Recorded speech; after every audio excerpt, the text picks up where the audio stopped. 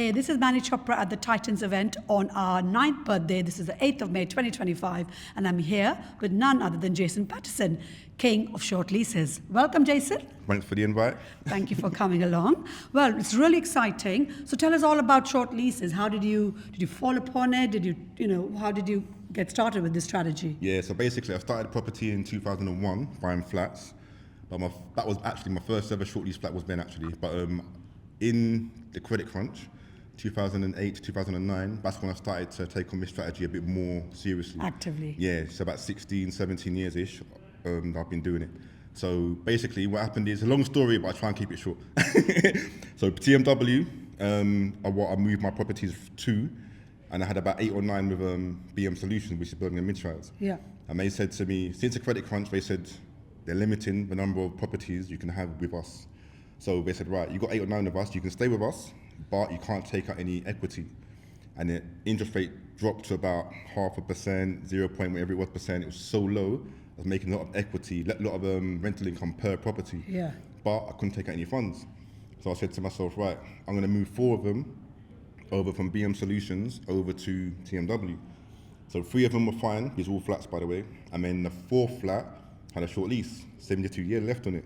So the Connell surveyor said to me, look, TMW won't release any funds from this property, but what you can do, extend the lease, go back to them, let them know that it's been extended, and then the rest of the funds, they'll release.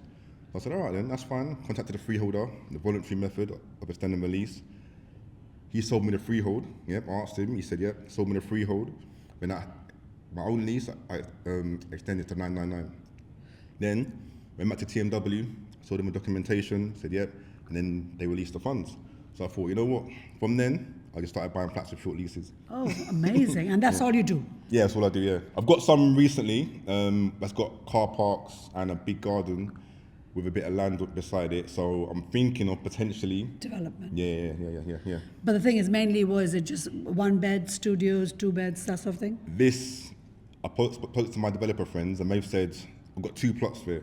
On the car park space, I can definitely put a pair of semis, yeah? Houses, yeah.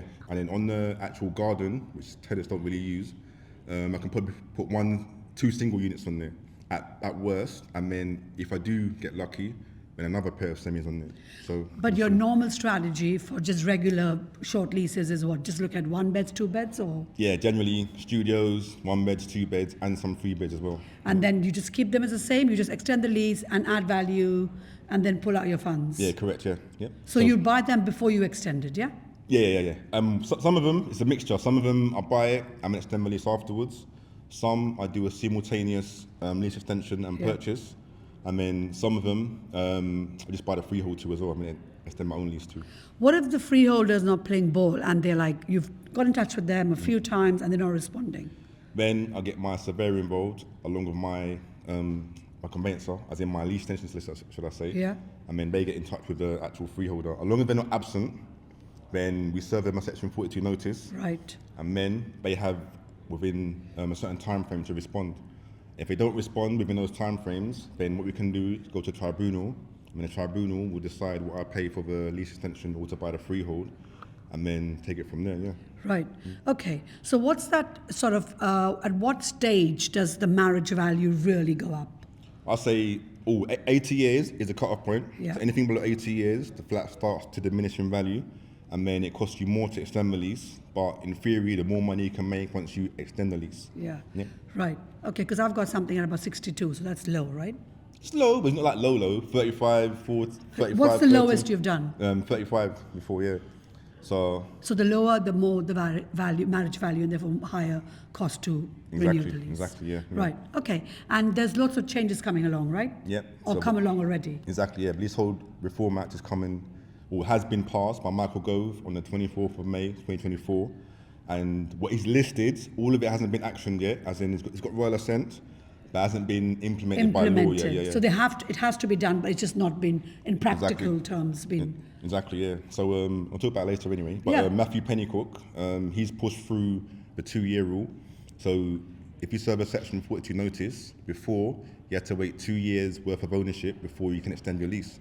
But now that rule's been abolished, so you can buy a property, and then from day one you can extend your own lease.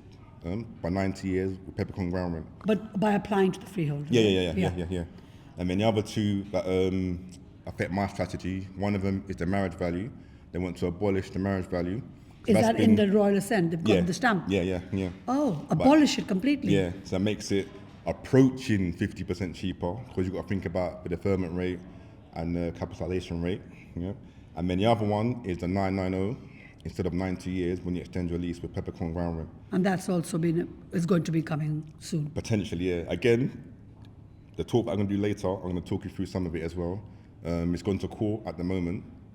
So some of the billionaires are taking the government to court to try and block some of the legislation. Yeah, so we'll see if it goes through or not. It's 50-50, but it's been given a Royal Assent. So what do you say to people who are looking at short leases now? Just do it. Don't worry about what if, because obviously they would pay half the money if they would say do it, but you don't know how long to wait for, Exactly. right? So it doesn't make sense. Yeah, just do it.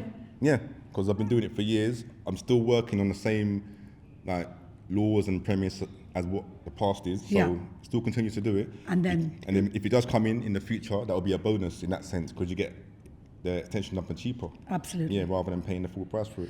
And what's the best way that people who couldn't make it here today can find these deals? Where do they look? Yeah, so in the past, it was always Rightmove, Zoopla, on the market.com, post-auction or pre-auction.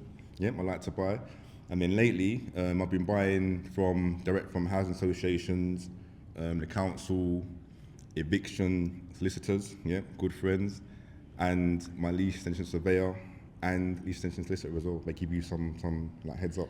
Because obviously your experience, but someone starting out, they can just go on the online websites, portals, but also maybe places like Property Filter, I know. Yeah, Property Filter, good. Nimbus Maps. So I spoke with Paul Davis last year. I spoke first on short leases, and then he spoke second. And then what he done with some Milton Keynes, he pulled up all of the short leases in the entire country on the Nimbus Maps. And then he started bringing up all the short leases in the entire country on it. Right. So it's powerful software. So you can use, like you said, Property Filter, Nimbus Maps. And then the usual Rightmove, Zoopla. Yeah. Okay, well, listen, great little strategy. You've got me definitely interested in it as well. I'm thinking I'm going to look, but I think I made a list of about 10 from Property Filter last week. There you go. Out of that, 5 or 6 were already sold. I was too late to the party. Yeah. But look, there are deals out there. It's there, right? Yeah. Live, current. But sorry you missed this one, guys. But we have amazing speakers like Jason coming in every single month. So do come along to our next one, 5th of June. It's our last one for the summer before we break up, and then we come back in September. So look at our next event, June the 5th. Jason, thank you so much, and I'm so excited about your talk. Can't wait. Yeah, you're welcome. Thanks for the invite, and happy 9th birthday. Thank you so much.